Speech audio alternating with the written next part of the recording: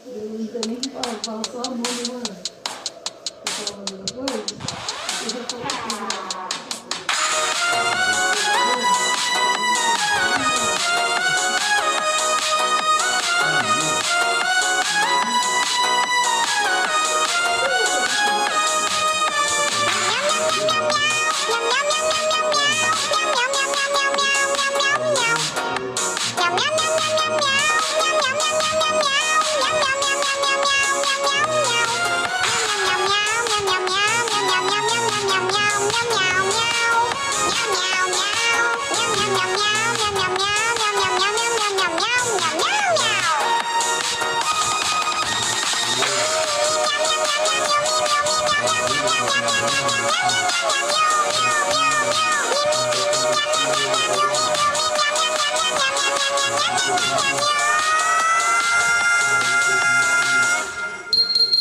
Só no filho.